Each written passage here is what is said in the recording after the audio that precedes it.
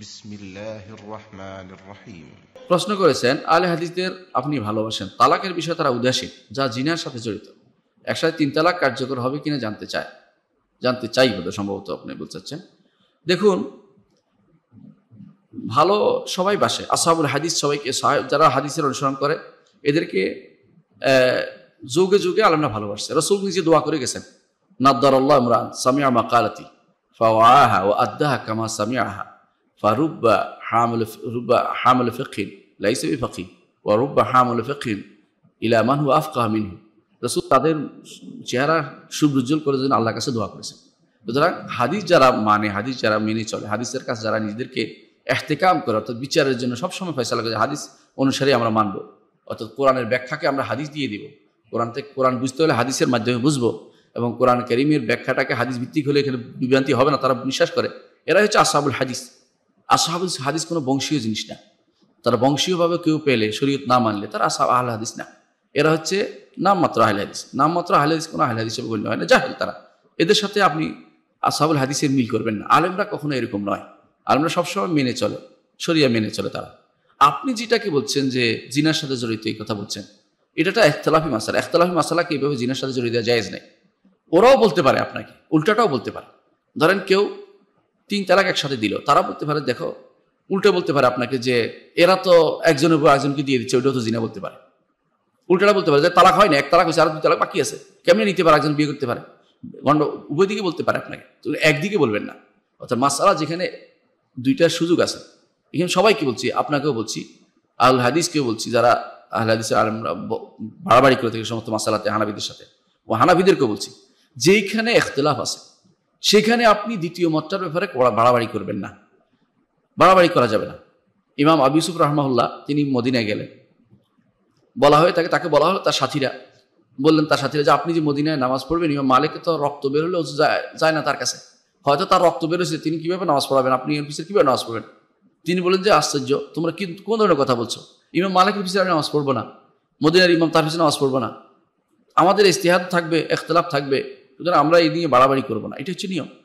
অনেক ভাইকে দেখা যায় হানাফিদের ওযু হয় না, অনেক ভাইকে দেখা যায় ইয়াদের আহলে হাদিসদের তো বিয়েই ঠিক নেই, এই জাতীয় কথাবার্তা, নাউজুবিল্লাহ, বা তালাক হয়ে যায় ইত্যাদি কথাবার্তা বলে। এগুলো কোনোটাই এগুলো হচ্ছে সবচেয়ে একে অপরের প্রতি আক্রমণ।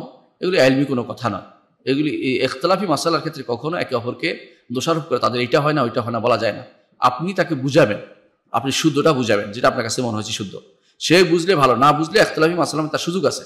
আপনি প্রথমে মতভেদ করেন না, মতভেদ আগ থেকে হয়ে আসছে। আপনি কি বলবেন? আপনি যেটাকে এখন বলতেছেন জিনার সাথে জড়িত, কি বলবেন? আবু বকর রাদিয়াল্লাহু আনহুর যোগ পুরোটা, রাসূলের যোগ, আবু বকরের যোগ, ওমর রাদিয়াল্লাহু আনহুর যুগের একটা প্রথম অংশ পর্যন্ত 3 তালাকতে 1 তালাক গণ্য করা হচ্ছে, এটা বিশুদ্ধ হাদিস, বুখারীতে আসছে। সেগুলোতে আপনি কিভাবে অস্বীকার করবেন? এটা অস্বীকার করার জন্য নেই। ইমাম বা খলিফাতুল মুসলিমিন আমিরুল মুমিনিন ওমর ইবনে খাত্তাব রাদিয়াল্লাহু আনহু যেটা করেছেন, এটা ছিল সিয়াসা শারঈয়া। সিয়াসা শারঈয়া বলে এটাকে, সিয়াসা শারঈয়া বলে, শরঈ রাজনীতি, ইসলামী রাজনীতি হিসেবে তিনি এটা করেছেন, যে মানুষের বাড়াবাড়ি করছে, আমি এটাকে কঠিনভাবে আক্রমণ করে বন্ধ করে দিই, তিনি এটা করেছেন। কিন্তু এটা ইজমা বলার সুযোগ নেই, যুগে যুগেই মানুষ মতভেদ হয়েছে সেখানে। হ্যাঁ, আপনি বলতে পারেন 4 ইমামের একমত হইলেই এটা নয়, ইজমা হয় না। 4 ইমামের বাইরেও যেটা আছে সেটাও কোনো ইমাম বলতে পারেন, যেমন ইমাম ইবনে রাজব বলছেন 4 ইমামের ইজমা, এটা উনি বলেছেন, কিন্তু এটা শুদ্ধ নয়। 4 ইমামের এজমা বলার কোনো সুযোগ নেই। 4 ইমামের বাইরেও যারা আছেন তারাও তো মতভেদ করতে পারেন। ইমাম আউজাঈ রাহমাতুল্লাহ আলাইহি, ইমাম আহলে শাম, তিনি কত বড় ইমাম ছিলেন তা আপনি কখনো কল্পনা করতে পারবেন না, তার কিতাব পড়লে বুঝবেন। ইমাম সাউরী রাহমাতুল্লাহ আলাইহি, যার সম্পর্কে মাদরাবুল মাসাল ছিল, তিনি বলা হতো যে কুফাতে অমুক, তিনি হচ্ছেন সুফিয়ান আত-তাওরী। ইমাম লাইস ইবনে সাদ আল মিসরি, তার সম্পর্কে স্পষ্ট বলা হতো যে মিশরের সবচেয়ে বড় ইমাম হচ্ছে ইমাম লাইস ইবনে সাদ আল মিসরি। এইভাবে ইমামদের দিকে আপনি তাকান, আপনি শুধুমাত্র 4 ইমামের দিকে বলে নির্ধারণ করবেন না, এর বাইরের মতগুলো শুদ্ধ হতে পারে অনেক সময়। সুতরাং আপনি এইভাবে বলতে পারেন না যে জিনার ব্যাপারে উদাসীন, এই সমস্ত কথা বলবেন না, কারণ আপনি উল্টাটাও তারা বলতে পারে। এই সমস্ত মাসালা তার যেখানে যে মতটি প্রসিদ্ধ সেই মতটা সে বলবে, যেখানে যে মতটা নেয় না মানুষ সেখানে সেটা বলবে না। আর যেখানে মানুষের বিপদ দেখে সেখানে অনেক সময় নিয়ম হচ্ছে, শরীয়তে বিধান হচ্ছে, এই সমস্ত বিপদের সময় বলা যায় যে তুমি অমুকের মতটা নাও, দেখি মানুষের এত অবস্থা খারাপ হয়ে গেছে, পরিবার নিয়ে চলতে পারছে না। ইমাম আহমদ ইবনে হাম্বল তিনি কখনো এই সমস্ত মাসালায় বলতেন যে এই সমস্ত মাসলা তুমি অমুকখানে যাও, তোমাকে ফতোয়া দিবে। কেন? তিনি যাতে তার ফতোয়া তার এখানে সমস্যা পড়বে, তখন তিনি বলতো আমার ফতোয়া নিও না, তো অমুকের কাছে যাও, সেই ফতোয়া দিবে, সেটা তুমি গ্রহণ করো। এটা হচ্ছে সম্প্রীতি, এটা হচ্ছে ইসলামের ওয়াইডনেস, ইসলামের ব্রডনেস। ইসলাম বুঝায় যে ইসলাম কতটুকু সুন্দর। এখানে একে অপরকে মারা, এটার কারণে কুফুরি পর্যন্ত, জিনা পর্যন্ত, এই জাতীয় কথাবার্তা বলাটা সম্পূর্ণ একটা বেআইনি কাজ এবং এটা বেহুদা কাজ। এগুলো করা যাবে না। এর মাধ্যমে আমাদের সমাজে কখনো সম্প্রীতি সৃষ্টি হবে না, হানাহানি মারামারি সৃষ্টি হবে। রাষ্ট্র যেখানে আপনি দেখেন এই সমস্ত মাসালার ক্ষেত্রে নিয়ম হচ্ছে রাষ্ট্র একটা মত নিলে সেটাকে গ্রহণ করতে হয়। বাংলাদেশের রাষ্ট্র এখন 3 তালাককে 1 তালাক হিসেবে ঘোষণা দিচ্ছে এবং এটাই নিয়েছে তারা। এটাকে তারা মনে 3 তালাক একসাথে দিলে 1 তালাক হবে বলছেন। এবং রাষ্ট্রের মতটাকে নেয়া, এই সমস্ত ইজতিহাদি মাসালাতে রাষ্ট্র যদি কোনো একটা মতকে গ্রহণ করে সেটাকে গ্রহণ করা জরুরি হিসেবে আমরা মনে করি। আপনি না নিলে আপনার আপত্তি নেই, কিন্তু এটা নিয়ে বাড়াবাড়ি করে কাউকে জিনা করতেছে এই কথাটি বলবেন না। উপরে বিপরীতটা বলতে পারে তারা। সুতরাং আমরা বিপরীতটা বলতে পারে কি? বলতে পারে পাঠা দিয়ে, হ্যাঁ, ধার করা পাঠা দিয়ে এখন সে তাহবিলা করাচ্ছে। এটার আপনি কি জবাব দিবেন? এটা যে কত নিকৃষ্টতম কাজ।